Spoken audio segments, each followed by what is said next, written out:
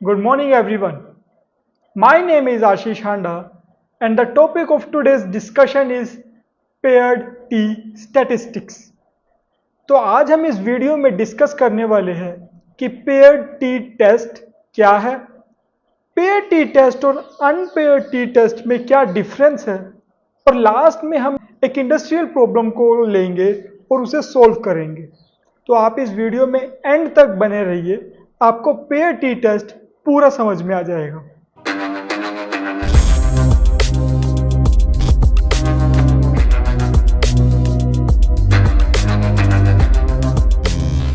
तो अब शुरू करते हैं पेयर टी टेस्ट से। लेकिन पेयर टी टेस्ट को समझने से पहले हमें समझना होगा कि टी टेस्ट क्या है। टी टेस्ट एक सिंपल सा तरीका है to compare the population means of two samples. तो बात आती है कि पेयर टी टेस्ट का पर्पस क्या है, हम पेयर टी टेस्ट यूज क्यों करते हैं। तो पेयर टी टेस्ट का मेन पर्पस है टू आइडेंटिफाई और to analyse whether the two samples are significantly और statistically showing the same results और डिफरेंट, कि क्या दो सैंपल्स के बीच में कुछ अलग रिजल्ट्स शो हो रहे हैं, क्या उनके बीच में कुछ इंप्रूवमेंट देखी गई है, या वो दोनों सैंपल्स सेम पॉपुलेशन में लाई कर रहे हैं। अब टी टेस्ट के ही दो टाइप्स हैं, एक पेयर टी टेस्ट, एक unpaired T test. Pair T test के अंदर जो सैंपल्स होंगे, जो दो डिफरेंट सैंपल्स जिनको हम कंपेयर कर रहे हैं, उन दो सैंपल्स के अंदर जो ऑब्जर्वेशंस होंगी वो आपस में पेयर्ड होगी, या फिर हम कह सकते हैं कि वो डिपेंडेंट होगी। लेकिन अनपेयर्ड टी टेस्ट के अंदर जो दो सैंपल्स को हम कंपेयर कर रहे हैं, उन दो सैंपल्स के अंदर जो ऑब्जर्वेशंस है वो आपस में इंडिपेंडेंट होगी, वो डिपेंडेंट नहीं होगी। तो ये तो था कि पेयर टी टेस्ट क्या है, टी टेस्ट क्या है, अनपेयर टी टेस्ट क्या है। लेकिन अब एक एग्जाम्पल लेते हैं, एक इंडस्ट्रियल प्रॉब्लम लेते हैं, जिससे हम ये समझ सकेंगे और भी गहराई में जाके कि पेयर टी टेस्ट को सॉल्व कैसे करना है और किस तरह की इंडस्ट्रियल प्रॉब्लम्स आ सकती है जहाँ पे पेयर टी टेस्ट को हमें यूज़ करना पड़े। अब बात है 2021 की, जब मेरे मिल मैनेजर ने मुझे एक प्रॉब्लम दी क्रीज रिकवरी टेस्ट की। तो उन्होंने मुझे कहा कि आशीष, ये 5 डिफरेंट फैब्रिक्स हैं, तुम्हें इसका क्रीज रिकवरी टेस्ट करना है। लेकिन एंटी क्रीज फिनिश एजेंट्स को अप्लाई करने से पहले और बाद में, और मुझे दोनों को कंपैरिजन करके बताना कि इस एंटी क्रीज फिनिश रिएजेंट जो हमने अप्लाई किया है उसका कुछ बेनिफिट है या नहीं, क्या उसे अप्लाई करने से कुछ इम्प्रूवमेंट हो रही है या फिर नहीं। तो अब उस दिन मैंने एसक्यूसी जाके दोनों बिफोर एंड आफ्टर वाले सैंपल्स का ऑब्जर्वेशन लिया और उसको सोल्व किया। तो आज उसी प्रॉब्लम को मैं आपके सामने सोल्व करूंगा, एंड आई होप सो कि आप सबको भी वो समझ में आएगा। तो अब हम आगे शुरू करते हैं अपनी प्रॉब्लम के साथ। जो डाटा मैंने कलेक्ट किया था, अब उससे हम पेयर टी टेस्ट लगा के देखते हैं कि whether the treatment will show significant improvement और नोट। तो ये 5 फैब्रिक्स है। ये डाटा जो है ये before the anti crease finish है और ये आफ्टर एंटी क्रीज फिनिश है। तो सबसे पहले स्टेप 1 हम स्टेप बाय स्टेप फॉलो करेंगे, और सबसे पहले स्टेप 1 क्या होगा, वो होगा टू कैलकुलेट द मीन। अब ध्यान से देखना कि मीन, किस मीन की बात कर रहा हूं मैं। तो सबसे पहले मैं इस बिफोर वाले को x1 बोल देता हूं और इस आफ्टर वाले को x2 बोल देता हूं। और अब मुझे डिफरेंस निकालना है सबसे पहले, और डिफरेंस किसका निकालना है, इन दोनों का, आफ्टर वैल्यू और बिफोर वैल्यू का। तो इन दोनों के डिफरेंस को मैं बोल देता हूं d। तो d here is equals to x2 minus x1। तो डी क्या है x2 माइनस x1। और जब मैं इसको सोल्व करूंगा तो मेरे पास डाटा आएगा 60 माइनस 55 प्लस का 5, 58 minus 60 minus 2 and so on. अब जो ये हमारे पास वैल्यू आई डी की, इसका अब हमें निकालना है मीन। तो step number 1, to calculate the mean of D. Mean को मैं एक्स डी से डिनोट कर रहा हूं, और मीन का फॉर्मूला क्या होता है, sum of observations divided by number of observations. तो हम वो पुट करेंगे यहां पे, +5 -2, नंबर ऑफ ऑब्जर्वेशंस कितनी है 5, डिवाइडेड बाय 5। इसको सॉल्व करके क्या आएगा हमारे पास 4.2। तो ये हमारा स्टेप नंबर 1 था। अब हम अगले स्टेप की तरफ चलते हैं, हमारे स्टेप नंबर 2 में, जहां पे हमें निकालना है स्टैंडर्ड डेविएशन। तो हम स्टैंडर्ड डेविएशन देखते हैं कैसे निकालना है। अब है स्टेप नंबर 2। स्टेप नंबर 2 में हमें स्टैंडर्ड डेविएशन ऑफ सैंपल निकालना है। तो स्टैंडर्ड डेविएशन ऑफ सैंपल का फॉर्मूला मैं सबसे पहले लिखता हूं और फिर देखते हैं कि उसे सॉल्व कैसे करना है। स्टैंडर्ड डेविएशन का फॉर्मूला है, by applying this values we will calculate standard deviation. तो स्टैंडर्ड डेविएशन का फॉर्मूला ये है। अब हमें वैल्यूज पुट करनी है और स्टैंडर्ड डेविएशन कैलकुलेट करना है। तो स्टैंडर्ड डेविएशन कैसे कैलकुलेट करेंगे, S D is equals to under root of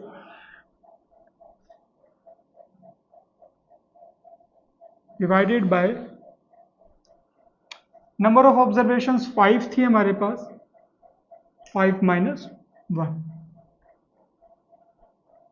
अब यहां पे देखते हैं, मीन आया था हमारा 4.2 और xi की वैल्यूज क्या है यहां पे d। जो डिफरेंस आया है हमारा वो क्या है xi। तो मेरे पास वैल्यूज नोट है, तो मैं वो सीधा यहां पे लिखता हूं। तो स्टैंडर्ड डेविएशन हमारे पास आया 4.32। हमने इस फॉर्मूला में वैल्यूज पुट की, n नंबर ऑफ ऑब्जर्वेशंस थी जो 5 है, 5 माइनस 1। x बार हमारे पास कैलकुलेट करके आया था 4.2 और xi जो है वो है d, डिफरेंस। जब हमने दो वैल्यूज का डिफरेंस लिया था पिछले स्टेप में, वहां पे जो d आया था वो ये xi है। तो ये हमारा स्टेप नंबर 2 था। अब हम अपने स्टेप नंबर 3 पे जाएंगे, जहां पे हमें कैलकुलेट करना है t कैलकुलेटेड वैल्यू। तो अब स्टेप नंबर 3 पे आते हैं। इसके अंदर हमें कैलकुलेट करनी है t calculated value by the help of formulas. तो सबसे पहले मैं फॉर्मूला लिखता हूं t कैलकुलेटेड वैल्यू का, और उसके बाद हम देखते हैं कि हमें वो कैसे कैलकुलेट करनी है। ये फॉर्मूला है t कैलकुलेटेड वैल्यू का। इस फॉर्मूला के अंदर अब आप देखोगे कि जो एक्स डी बार है, ये हमने स्टेप नंबर 1 में कैलकुलेट किया था। एस डी कैप ये हमने स्टेप नंबर 2 में कैलकुलेट किया था। एन नंबर ऑफ ऑब्जर्वेशंस ये हमें गिवन थी 5। अब हमें बात करनी है म्यू डी पे। ये म्यू डी क्या है, म्यू डी को देखने से पहले हम क्वेश्चन पे, अपनी प्रॉब्लम पे वापस आते हैं। प्रॉब्लम में गिवन था कि there are 2 samples, before treatment and after treatment.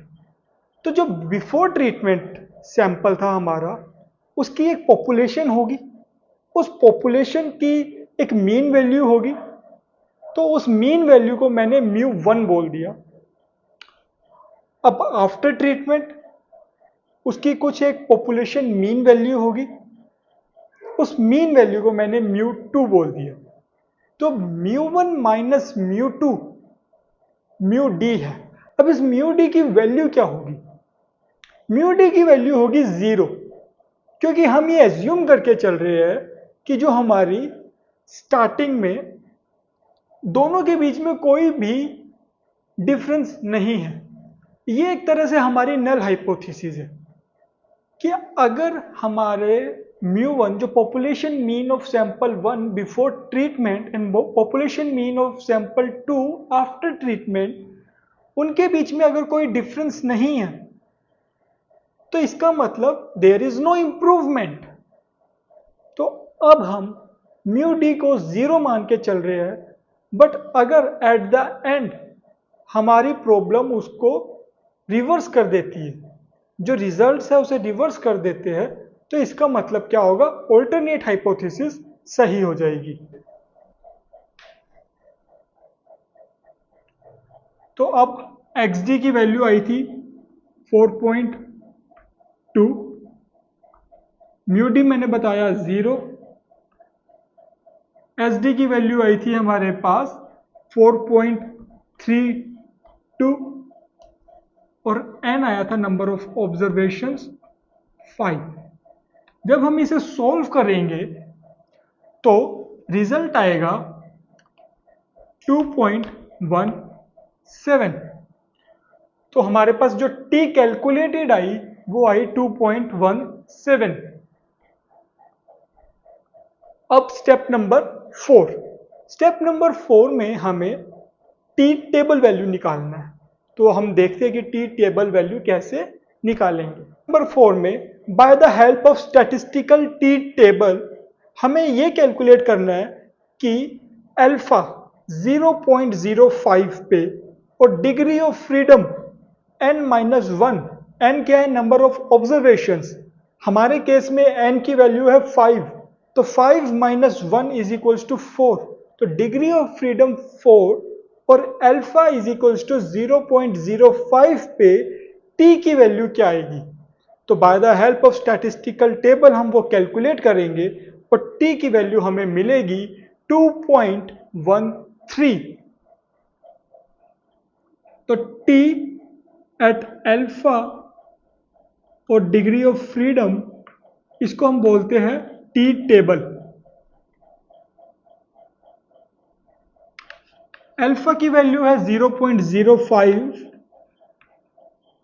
Degree of freedom हमने कैलकुलेट किया n-1 से, वो आया हमारे पास 4, और जब हमने टेबल वैल्यू स्टैटिस्टिकल टेबल पे जाके देखी तो वो आई हमारे पास 2.13। अब हम चलते हैं अपने नेक्स्ट स्टेप पे जो है कंपैरिजन। स्टेप नंबर 5 में हमें करना है comparison, comparison on T distribution curve. तो मैं सबसे पहले टी डिस्ट्रीब्यूशन कर्व बनाऊंगा जो कि सिमिलर है हमारे जेड डिस्ट्रीब्यूशन कर्व की तरह, और हम देखेंगे कि कैसे हम अब जो हमारा कंक्लूजन है उसको इंटरप्रेट करेंगे। ये है हमारा टी डिस्ट्रीब्यूशन कर्व। इसके अंदर जो मिडल पॉइंट है वो हमारा है मीन पॉइंट, और इसको हम ऐसे डिनोट। अब हमारे पास टी टेबल वैल्यू आई थी 2.13। अब टेबल वैल्यू को हम क्रिटिकल वैल्यू भी बोलते हैं, तो मैं उस क्रिटिकल वैल्यू को इसके ऊपर डिनोट करता हूं और फिर मैं बताता हूं कि उसको क्रिटिकल वैल्यू क्यों बोलते हैं। तो 2.13 0 से पॉजिटिव साइड पे आएगा, और मैं मान लेता हूं कि वो यहां आएगा।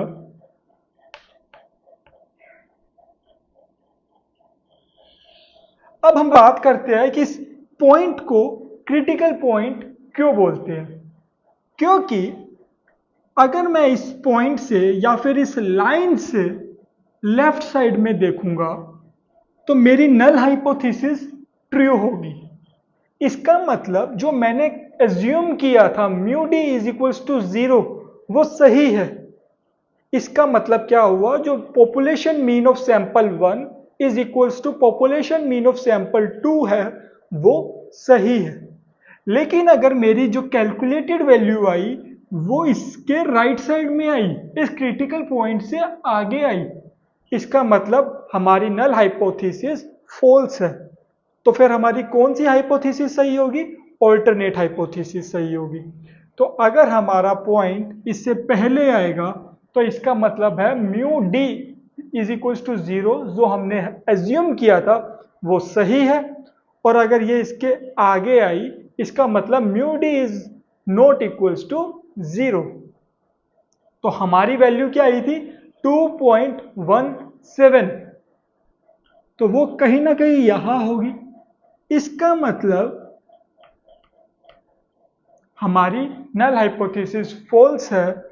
और मैं यहां पे लिख सकता हूं कि टी कैलकुलेटेड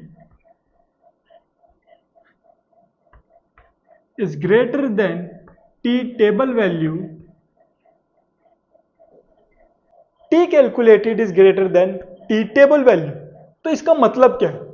इसका मतलब है कि जो हमारी बिफोर एंड आफ्टर ट्रीटमेंट जो हमारी फैब्रिक की क्रीज रिकवरी थी, उनके अंदर एक सिग्निफिकेंट इंप्रूवमेंट देखी गई है।